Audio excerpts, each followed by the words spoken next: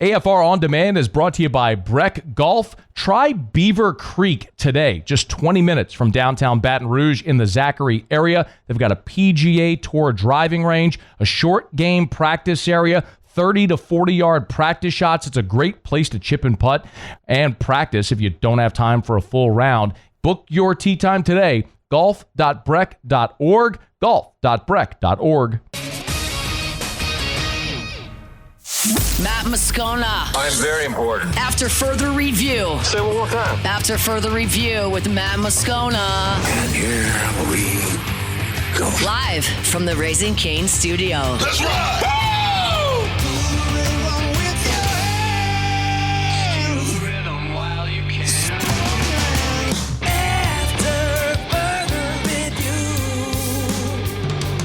And off we go. Welcome aboard. Glad you're with us. It's AFR presented by Relief Windows. I'm Matt. Love you, Matt. Paul O'Neill. They're chanting Paul O'Neill's name.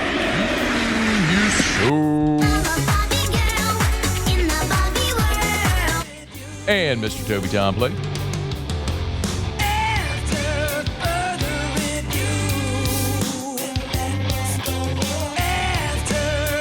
All right, we're here. Glad you are as well. Get out there and make it a good one. Baseball Tigers get swept. Saints open up rookie minicamp. Lane Kiffin pissing off people in Oxford. We got a ton to do. Let us begin as we do every single day. It's time to pop the top on another edition of AFR with Bud Light. Drink easy. Well, whatever faint hope any of us might have had after LSU swept South Carolina a week ago is now gone. LSU gets swept at Georgia. So if you have any visions of the Tigers playing regional baseball, they are going to have to win the SEC tournament in Hoover.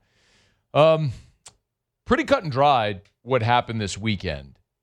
Friday, you got off to a great start, like you've actually done pretty consistently here offensively. You had a 4-run lead on two different occasions Friday, 6-2, 7-3. Ultimately, you blew it, losing 11-8. And a lot of it, when you look at the margin, was your own doing. In that first inning on Friday, Schmidt walked 3 and hit a guy, ended up scoring 2.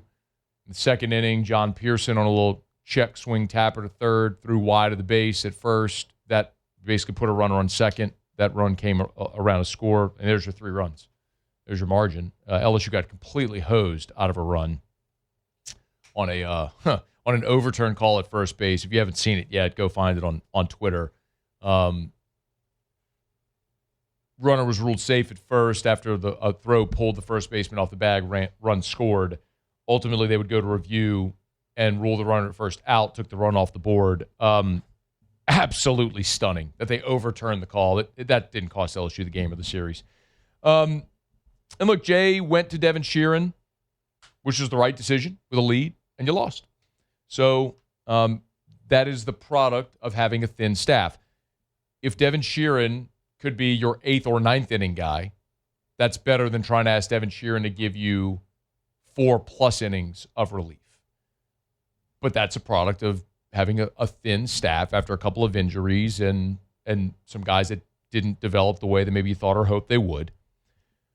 So you go into Saturday, you're facing the best offense in the SEC, one of the best in the country. They had 14 hits, and you gave them 15 base runners. You walked 13 and hit 2. You gave that offense 15 base runners. Here's 15 base runners. And that's how you lost game 2. And then game 3, good to see Evans out there, like on the mound, starting and throwing. I mean, that was for a guy that is supreme arm talent, spent the bulk of the season as your Friday night guy. To see him get out there and get on the bump and throw was a positive. There really wasn't anything else that was positive. You get run ruled in that game, and you were never really competitive. So when you look at what's next, even if you sweep Florida this coming weekend, that only puts you at 12 SEC wins. As we've talked about pretty consistently here, that threshold generally is 13 SEC wins is what you need to get in to the NCAA tournament. And 13 isn't always even a guarantee. South Carolina in 2022 had 13 wins. They did not make regionals. They had an RPI of 69, despite their strength of schedule at 11. They were 27 and 28 overall. This LSU team right now has an RPI of 57.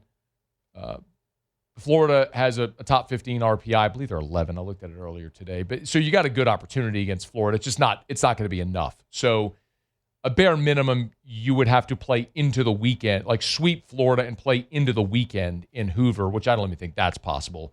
More likely, you are going to have to win the SEC tournament to get the auto bid. I don't know that there's a path, really, at this point for LSU to earn an at-large berth in the NCAA tournament. So, and if we're being realistic, when you look at the format now of the SEC tournament, with all 16 teams being in, LSU is most likely going to be the 14 seed ahead of South Carolina and Missouri.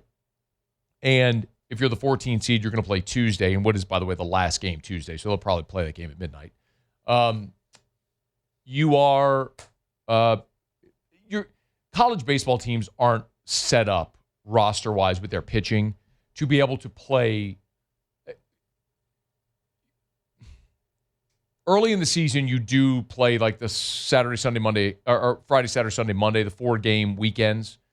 So it is doable to play and win 4 games. The problem is you're certainly not going to win 6 games in 6 days. The problem with that approach is eventually, if you play into Thursday, Friday, you're going to run up against somebody else's weekend arm, a Friday or a Saturday arm, when you are completely depleted playing your 3rd or 4th game in as many days. So it's just not realistic to assume LSU, this team, which just doesn't have any pitching, that this team is going to be able to go on a run in Hoover. Can they win a game? Sure. Maybe 2. But once you get past the double bye round, you're going to run up against really good teams who are rested and are throwing their weekend arms, and at that point, you're going to be completely depleted. It's going to look like it did against Georgia this weekend in Game 3. So LSU season is going to end in Hoover. That much, we probably know it now, but we could start to accept that is the reality this team is going to face. They're going to miss postseason for the first time miss regionals for the first time since 2011. And we'll start to talk about what went wrong. And we know a lot of these answers. I mean, you missed on transfers. We've talked about this. Just for context, York, Caraway, Dardar, Simpson, those 4 combined to hit 14 home runs this year. Trent Caraway, who was supposed to be your starting third baseman, has taken 74 at-bats on the entire season. I mean, you just got nothing out of these guys that were supposed to be big-time impact players for you. There's been a lack of development. A lot of people assume or hoped, I don't want to say assumed, the hope was William Schmidt could take a similar step to Cade Anderson. I'm not suggesting that he would have gone from being a guy that was a midweek guy to the number 3 pick in the draft. Cade Anderson's meteoric ascension was incredible. And but Schmidt became a weekend guy for you, just an inconsistent weekend guy. I think what that does more is highlight how incredible Cade Anderson was. Maverick Rizzi was a guy you expected more out of. He's thrown 20 1/3 innings on the season. Cooper Williams was someone from the left side. I know going into this season they were hoping could have emerged and maybe won a weekend job because they wanted a lefty in the rotation, and they thought that could be Cooper Williams. He's got an ERA north of 8. I mean, just the guys that you had hoped would take that step didn't. And then there's injuries, and that's, you could say everybody has injuries, and everybody does have injuries, but not all injuries are the same. You lose Evans and Moore, who are your Friday, Saturday guy. We don't even have the conversation about how dominant or good or consistent they are. At some point, it's about being able to eat up innings. Because when you don't have those 2 guys, now everybody moves up 2 chairs. So your Sunday guy becomes your Friday guy. Your Tuesday guy, if you have one, becomes your Saturday guy. You don't have a Sunday guy, so you're whole staffing it. And then guys at the back of the bullpen who weren't going to pitch end up pitching on weekends. And it's just, college rosters aren't made for that. So it's been a combination of just a lot of bad that has led to what's happened this season, which is a season that will probably be the most losses that LSU has in conference play on record, depending on what happens this weekend. So really disappointing. I think if you're looking for the silver lining, it's that you got the best coach in college baseball at the helm, and he is a guy that does not like to lose. And as maniacal as he is, you take the bitter taste of this season and send him into the offseason going to build a roster, I think it's going to go pretty well for Jay Johnson in the offseason. The disappointing part is it's May the 11th, and we're talking about next season. So, but that's a reality after LSU got swept this past weekend. The reality of LSU making it to regionals is effectively nil at this point. So you'll have to go win the SEC tournament. I don't think that's realistic. So start talking about what the offseason looks like and who comes back and how they start to build toward next year and hopefully getting back into contention, because this isn't going to and shouldn't sit well with anybody. All right, it's After Further Review. Glad to have you hanging out with us here. Show Open Every Day is brought to you by Bud Light. Drink easy with the great taste of Bud Light. No midweek game, but the Tigers will be back at the box this weekend against Florida. And I want to get out there, man. It's been a disappointing season, no doubt, but last 3 games at the box until February. So if you want to get out and watch these Tigers play, get in the box and watch some baseball, get there and make sure if you do, you drink easy with the great taste of Bud Light, the official beer of the defending national champs, the official beer of your Fighting Tigers of LSU. Drink easy with the great taste of Bud Light. All right, it's After Further Review, y'all. We're glad you're hanging out with us here on this Monday edition. Aside from LSU baseball, oh, by the way, Lane Kiffin's Vanity Fair piece has just set the internet ablaze. I'm going to give myself some time at the start of hour 2 to talk about that. It's about 48 minutes from right now. I'll go deep into my thoughts on the Lane Kiffin Vanity Fair piece if you haven't heard it. Ole Miss fans are pissed about it. Naturally, they're going to be pissed about anything Lane Kiffin says. But I want to dive into some that I agree with, some that I don't agree with, but we'll do that coming up here shortly. Let me knock out a break. Saints were on the field for rookie minicamp this weekend. Ross Jackson was there. He'll tell us what he saw next. It's AFR. AFR. You know, you don't have to be envious of your friend, your neighbor, whoever it is who has that beautiful pool, outdoor kitchen. You can make your dream a reality, and Duplessis Pools can make that happen. Pools, outdoor kitchens, they can even do like putting greens out there in your backyard space. Make your backyard your outdoor oasis, your backyard paradise. Duplessis Pools can make that happen. I've told you about Derek Duplessis before. Engineer by trade, graduated from LSU, was working at one of the refineries as a mechanical engineer, built his sister's pool, taught himself how to do it, kind of fell in love with the process, and now has gone all in and is one of the top 50 pool builders in America, according to Pool and Spa magazine. So you want to build that beautiful pool, trust Duplessis Pools to do it for you. Start at the website, duplessisbuilders.net, duplessisbuilders.net, duplessisbuilders.net. Easy to use website. Start there. It's duplessisbuilders.net. After Further Review, presented by Relief Windows. Windows, doors, siding, and oh, we do shutters too.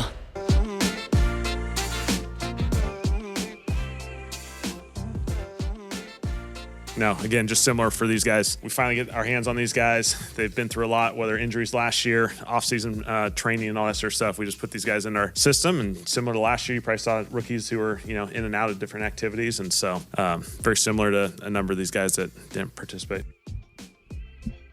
Kellen Moore was asked after practice about Jordan Tyson's absence on Saturday. Naturally, that became a big storyline because of the injury history, but sounds like all is copacetic. Ross Jackson was there, LouisianaSports.net and Locked On Saints. Hey, man, thanks for the time. How are you?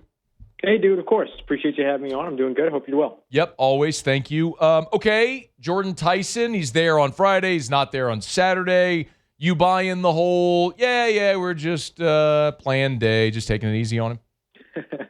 Yeah, I mean, honestly, I was a little surprised to see him out there on Friday. Look, we're seeing more and more around the NFL of either teams not doing rookie minicamps or even holding their drafted rookies out of rookie minicamps. And with a guy that, spent so much time over the course of the pre-draft process kind of recovering or at least playing it cautious around that hamstring injury that he suffered during the Texas Tech win during the 2025 collegiate season there, it wasn't going to be surprising to me if that caution continued to carry into rookie minicamp. And so I think him being there the first day, was great, gave folks an opportunity to see him, gave him an opportunity to kind of show something in terms of, what he's got. And he looked great during that camp day, and the way that he moved and his cuts, all the things that you hear about him and that you see on his tape, you saw in person during that first practice. But then to not see him out there the second day wasn't really a massive surprise.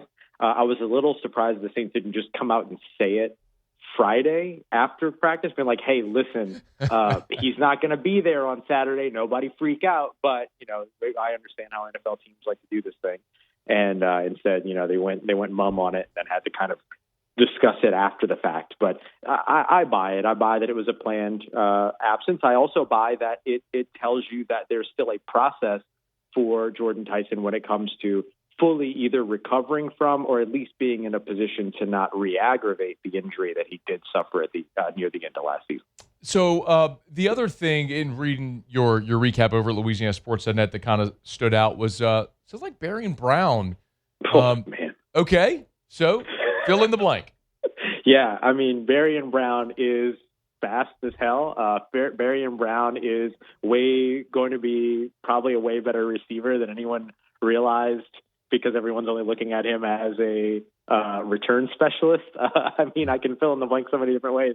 This guy is remarkable. Look, he ran this 4.40 during his combine, right? And it's faster than anything I'll ever run or would have ever run in my lifetime. But it's not seen as elite speed anymore, right? You got to be in the 4.3, 4.2 category now to be considered like elite speed guys.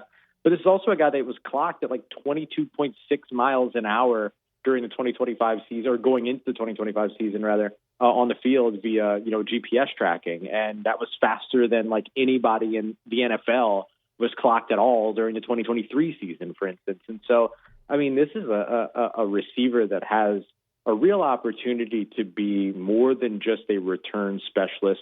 I hesitate to invoke a name, but, it's kind of reminiscent of Rashid Shaheed in the way that Rashid was sort of seen as this return specialist, gimmick player only, and then kind of evolved into a guy that was, 15th in targets in the NFL by the time that he was traded by New Orleans during the season last year. And so a guy like Barian Brown is somebody worth watching that is more than just a return specialist and could really earn a role either as, a slot option or even an outside option, just as another option in that passing game that could potentially be a real valuable deep threat for the Saints offense. He's on Twitter at Ross Jackson Nola, Locked on Saints, podcast, YouTube, and, of course, LouisianaSports.net. Read him, watch him, listen, always free.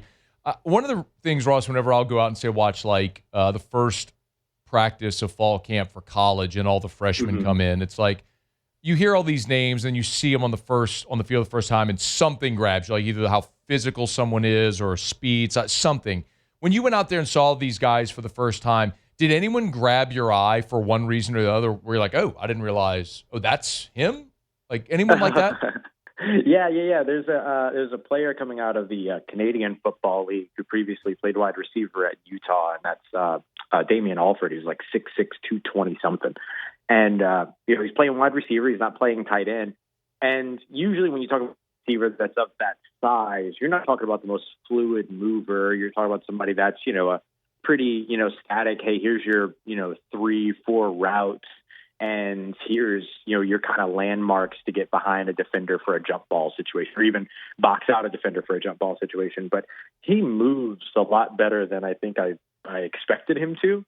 And so he's going to be a very interesting one to watch. He's one of the Saints kind of, stable of 12 wide receivers right now that could potentially grow beyond that with guys like Brock Rocksteiner, as well as Caleb Blaha, a couple of other tryout wide receivers that could maybe earn a role with New Orleans that also look good. But I think Alford was a guy for me that really stood out.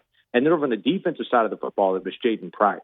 Jaden Price came in last year as a UFL player, along with guys like Barry Wesley and Seth Green. Barry Wesley still with the team now, along with Jaden Price. Spent all season over on the practice squad. And just seeing him this year, looks bigger, moves better than I remember him moving last year during those during those in-season practices, and got a lot of opportunity in the slot throughout throughout those rookie minicamp practices as well. And so, he was a returner. He was number 2 in the UFL in punt return yards that year, and then he was top 10 in kick return yards that year, but also had the most pass breakups, or passes defended rather, in the UFL that season. So an interesting player, a couple of interesting players that maybe aren't necessarily guys that are going to be starters in 2026, but could give you some valuable depth that really kind of surprised me with the way that they moved and played. What about the tryout players? Anybody of note? Yeah, a couple of wide receivers there. Brock Rocksteiner, who, of course, is the son of Scott Steiner, Big Papa Pump, if anybody else was a big WCW, WWE fan like I was. It was a big attitude. Yeah, and then I turned 8 years old and decided that wrestling wasn't a thing I was going to spend my time on anymore. Yeah, there you go. And so, he was a big standout, somebody that moved a lot better than maybe anticipated, that has big-time leaping skills. He's coming out of Jacksonville State. Didn't load up the stat sheet during his time in college, but somebody that, hey, there's not an undrafted free agent wide receiver to bring in a bunch of attention and get people really hype over the course of the offseason in training camp this year, like Mason Tipton last year or the year before. And so maybe this is the guy that can fill that role. You know what I mean? Why would you say Mason? I don't know if you really thought about that or not. I don't know if that was really on your radar. God bless him, I'm sure he's a great guy. If I never hear Mason Tipton's name again, it'll be too soon. and then the other guy is Caleb Blaha, who's a really interesting dude. He's the one that broke the all-division record for most total yards, passing and rushing.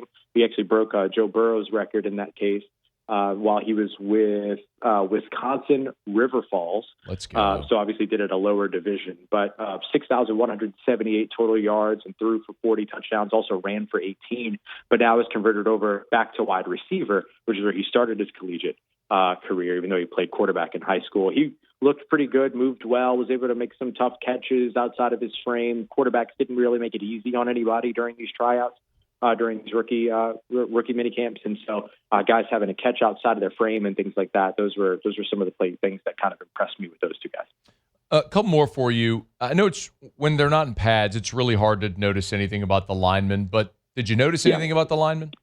Yeah, there were two guys that were unsurprisingly still found a way to stand out to me, and that was Jeremiah Wright, who's being drafted 132 out of Auburn in the 4th round this year, and then Alan Heron, who comes from Westmoreland, Jamaica, played cricket, and then came over here, moved to Georgia, and then started playing football. His senior year, got a college scholarship to go and play, or got an offer to go and play at Shorter University in Georgia, and then eventually transferred to Maryland. A guy that didn't play football at all until his senior year of high school, was a 46-game starter, all 12 games, all 4 years. Pretty impressive stuff from this guy. And both of them, like, you're right, you don't really get an opportunity to really see these guys go up against the defensive linemen, and there's no pads, no contact, anything like that. But you can still see the way that they move. You can still see how quickly they get to their spots. You can see, the sort of aggression and power on the bags and things like that.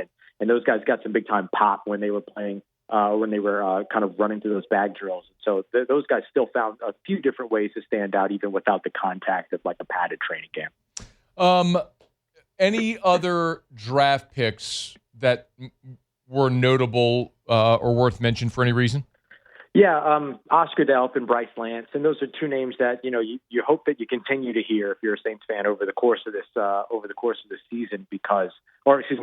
offseason, because those are guys that have a real chance to find a way to contribute during their rookie years. Delp just moves really well, and whether he's running a route out into the flats or he's running a route over the middle and the seam and things like that, just a really easy player to watch. Soft hands, really precise in the way that he moves and everything. And one of the things that I enjoyed seeing him do was there was another tight end that was really struggling the second day, had a real hard time bringing in some passes and things like that. And Oscar Delp was the one, the drafted rookie, was the one that went over to him and patted him on the helmet or on the shoulder and looked to give him some words of encouragement and kind of helped him, pick his head back up, because he was pretty clearly visibly frustrated. So it was cool to just see, a guy like Oscar Delp come in and kind of establish himself in that way right away. And then Bryce Lance, another, this is a consistent theme amongst all these pass catchers, is that they're really good movement guys. But man, him running these routes and just how how quick and twitchy he can be. We know that to be the case for Jordan Tyson, but you're looking for that to kind of come from NDSU and take a big leap coming from that FCS school when it comes to Bryce Lance. And you certainly saw that with him. And he was another one that showed a little bit of the intangibles too. He ran this really nice slant route, but the ball careened off his hands, wasn't able to bring it in. He goes over, gets out of the way of the drill, goes over and does some push-ups. And no one else did that, right? That wasn't a thing that the Saints had instilled upon all these pass catchers. Hey, if you drop the passes, you got to give me some push-ups.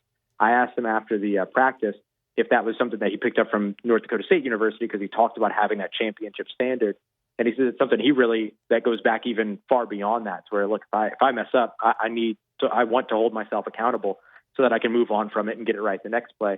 And so I asked him, what's the number? Like, how many push-ups do you do when you drop a pass? And he just kind of frankly said, well, it depends on how mad I am about the drop. So we'll start at 10. And then he said there's no real limit in terms of how far up he can go. At Ross Jackson NOLA, it's where you can get him on Twitter, LouisianaSports.net, Locked On Saints podcast, YouTube. Make sure you're subscribed. Always appreciate it. Thanks, man. Thank you, bud. You take care. Stay safe. Talk to you soon. Be well. It's after further review. We're brought to you by First South Farm Credit, firstsouthland.com, firstsouthland.com. Thinking of buying land, your first call should be to First South Farm Credit. Hey, right now, our friends over at First South Farm Credit have a farm photo contest going on. I just shared it on Facebook. If you want to go check out social media, you could see it. But you can win a cool prize pack. All you got to do is submit your favorite photo from the farm, from your land. Beautiful photo of a wild turkey there that someone submitted. You can get all the info of how you can. There's a junior photo contest as well, by the way, for the kids. So check that out. Go to First South Land on social media. First South Farm Credit, First South Farm Credit on their Facebook or Instagram. First South Farm Credit. You see the farm focused photo contest right there. How you can win. Entries go through the end of this month. So you still got a couple of weeks there, 3 weeks, I guess, 20 days to the end of May. First South Farm Credit. Of course, if you're thinking of buying land, your first call should be to First South Farm Credit. FirstSouthLand.com, FirstSouthLand.com. For more than a century, they've been first in helping Louisianians buy land. FirstSouthLand.com, FirstSouthLand.com. By the way, just one quick follow-up to Ross there. The next sort of key dates in the Saints offseason, this is up at LouisianaSports.net if you want to check it out. The NFL schedule release is this Thursday, so we'll know not only we already know who everyone's opponents are, but the when and where is sort of the next thing. So that's coming up May 14th. Then the next time the Saints will be on the field will be for OTAs. It's organized team activities, which are voluntary. That's coming up May 27th, 28th. Then again, June 1st, the 3rd and the 4th, June 8th, then the 10th and 11th. So OTAs coming up here at the end of May.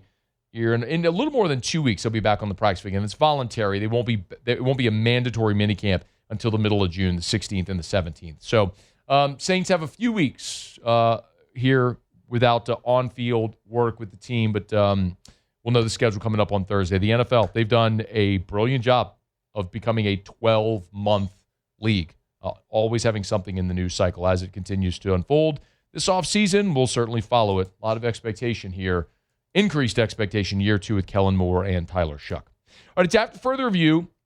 Monday show is brought to you by Relief Windows. Let me knock out a break. We'll come back. We'll go around the SEC.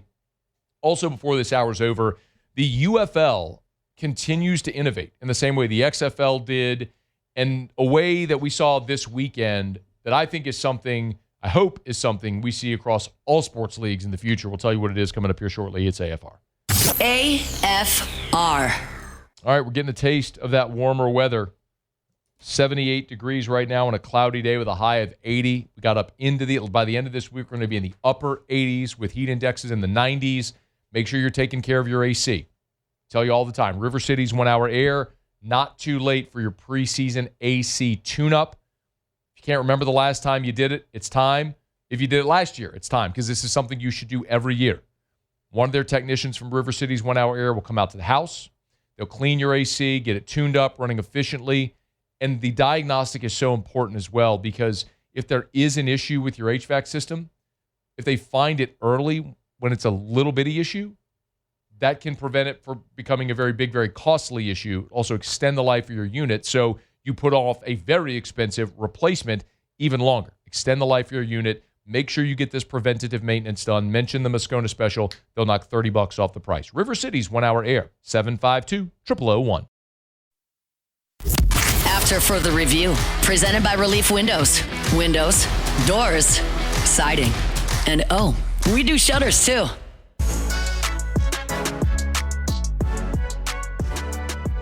Shane Laird on the text line said we need a Jordan watch drop.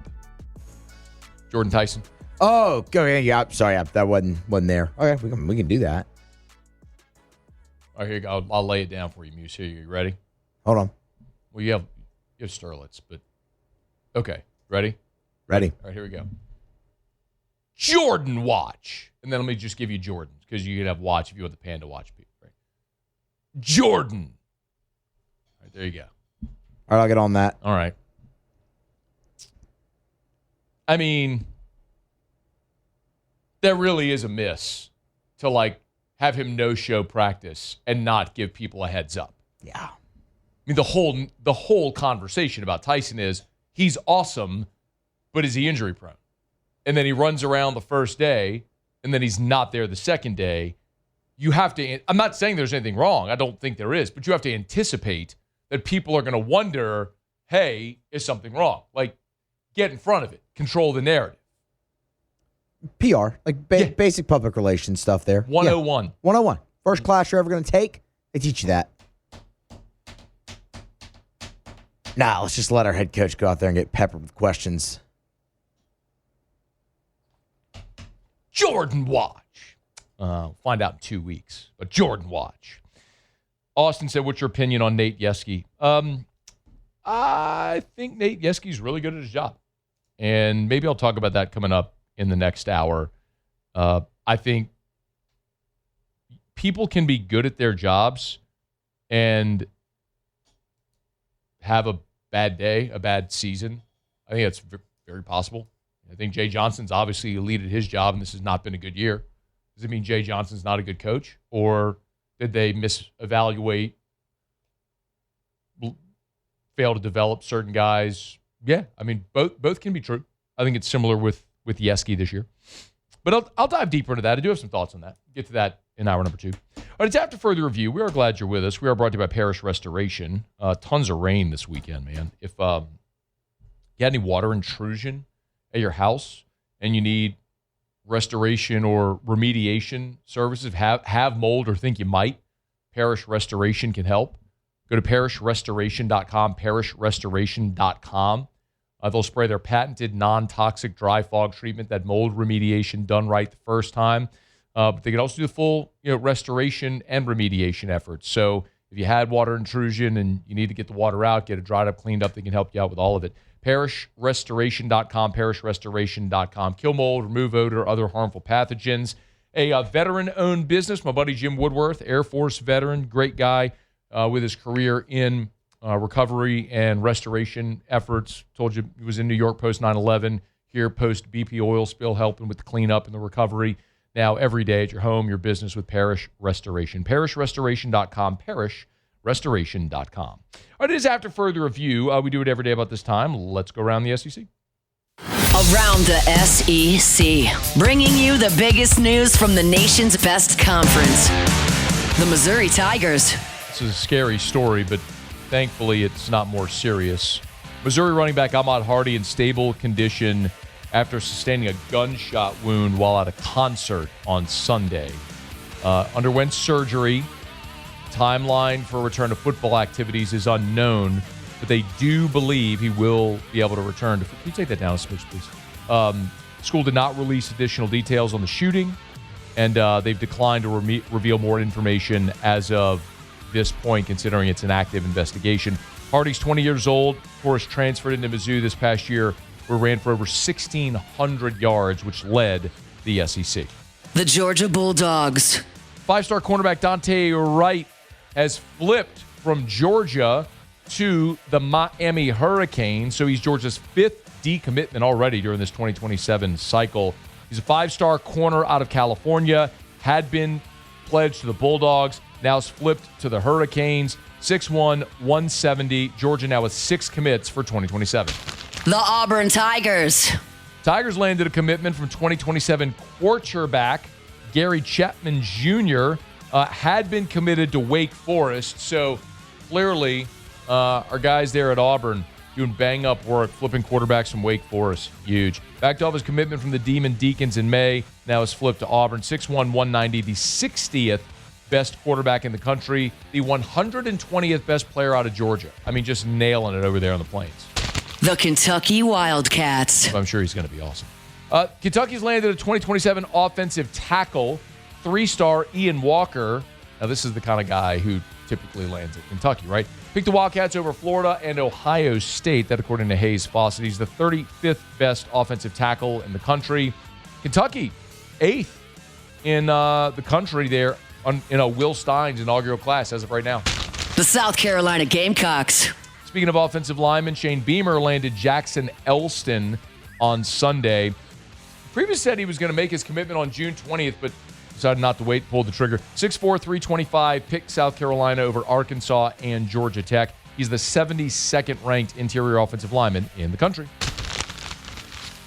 All right, there you have it. That is around the SEC. Our Monday shows are brought to you by Relief Windows and ReliefWindows.com. Windows, doors, siding, shutters, and shades. Relief Windows and ReliefWindows.com. Belated Happy Mother's Day to all the moms. Hope you had a great day.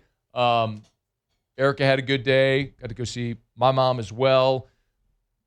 Muse, did Marilyn Monroe Musso have a good Mother's Day? She did.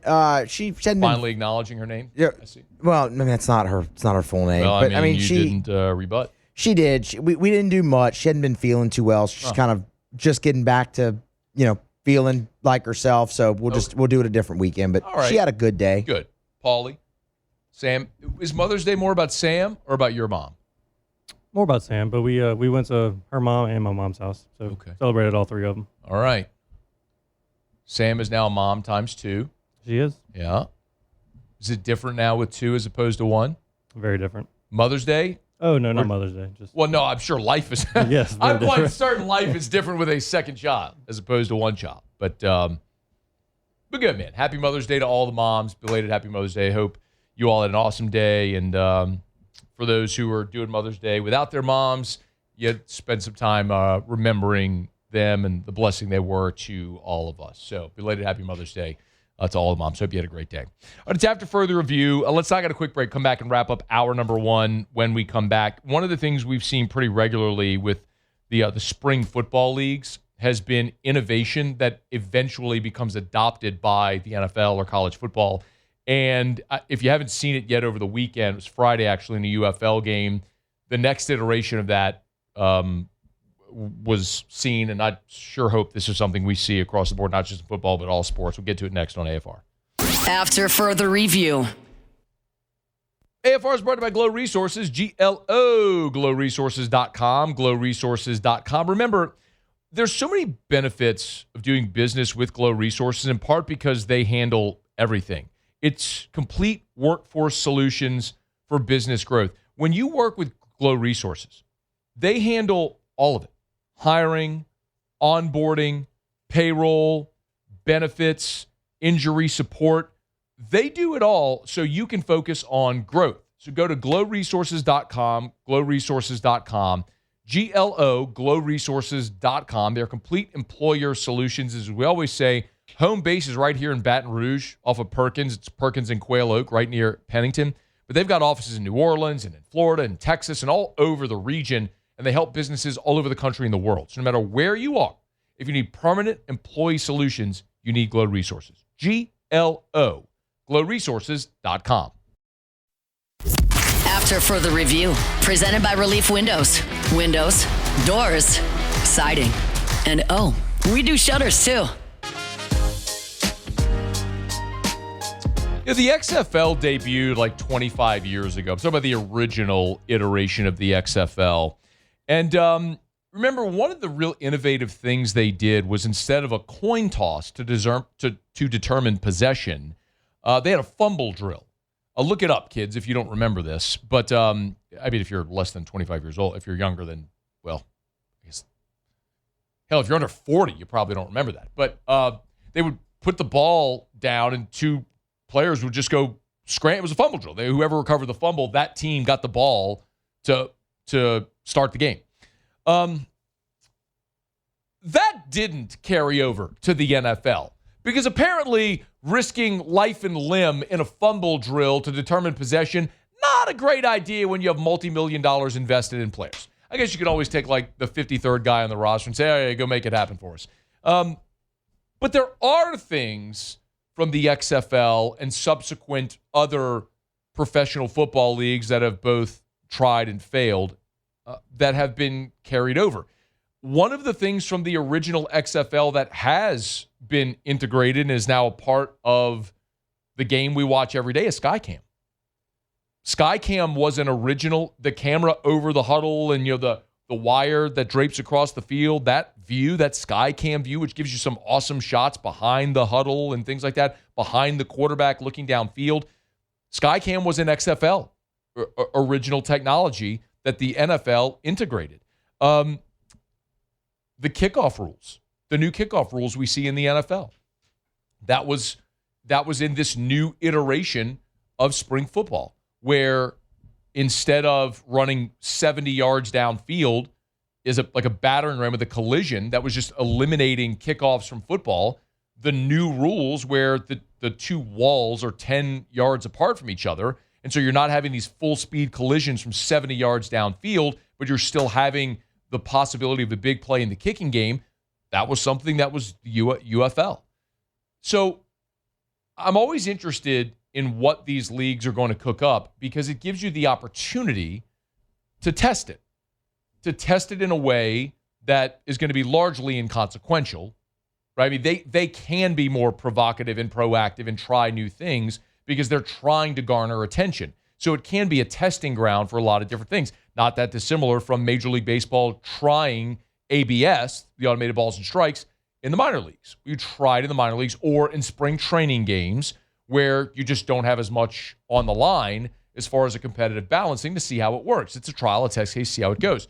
Well, this weekend on Friday, in a UFL game, during the television broadcast, they did a live in-game interview with an official on the field, well, on the sideline, after a controversial call. This is how it sounded. De Leon have some conversations with Ricky Prohl about a penalty or not a penalty with these contested throws, especially to Hakeem. How do you judge that? If there's a back shoulder and I'm looking at that and, there's no material restriction, I'm just going to leave it alone, to be honest with you. So if the throw is not where it should be, if that throw's not there, you're not going to reward a poor throw on something like that? Yeah, that works. That works for me. How difficult is that call?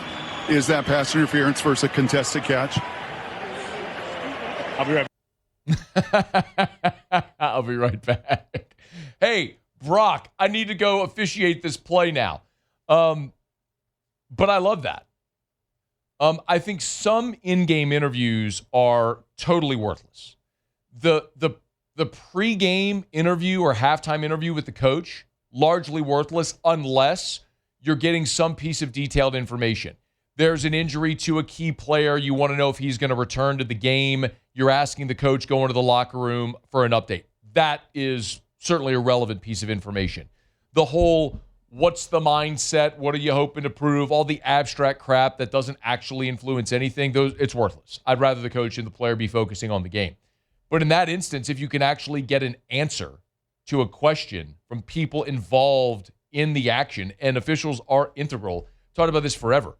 I think officials should have to go answer questions. I mean, they are a vital part of the action in all sports, and they should have to answer for the decisions they make. They should be held accountable like everyone else involved, like coaches and players are.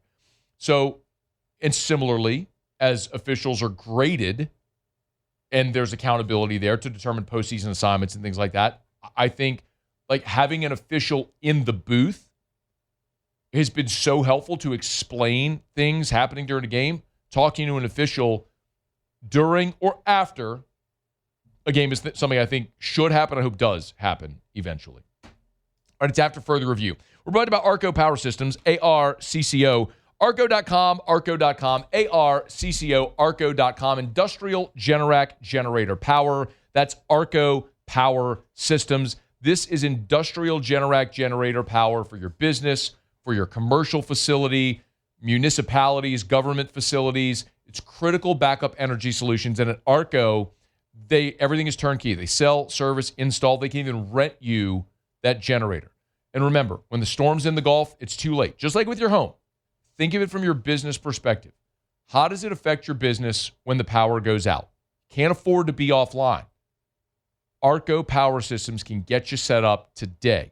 ARCO.com, ARCO.com, ARCCO, ARCO.com. All over Louisiana, Texas, west to San Antonio, east to Mobile, north to Little Rock, all over the Quad State area. 5 states, actually. 1, 2, 3, 4, 5 states. ARCO Power Systems, ARCCO, ARCO.com, ARCO.com. All right, it's After Further Review. Thanks for hanging out with us here. Monday edition of AFR presented by Relief Windows. Lane Kiffin, his Vanity Fair interview has gone public. Ole Miss people are pissed. We'll talk about it after SportsCenter. After Further Review. Success takes a team and not just on the field. At FMOL Health, that team is more than 20,000 strong, delivering care across Louisiana and Mississippi as one connected, mission-driven health system. As a $5 billion health system with nationally recognized quality and not one but 2 exceptional workplace awards from Gallup, FMOL Health has built something people trust and continues to grow to meet the needs of the communities they serve. And when LSU needed a partner to care for its student athletes, they chose Our Lady of the Lake as its championship health partner. That tells you everything you need to know, because that same level of care isn't just for athletes, it's for you, your family, and communities across the region. This is bigger than sports. It's about having a health system you can count on. FMOL Health, Our Lady of the Lake, and LSU. Together, we roar. Learn more at olrmc.com/LSU, olrmc.com/LSU.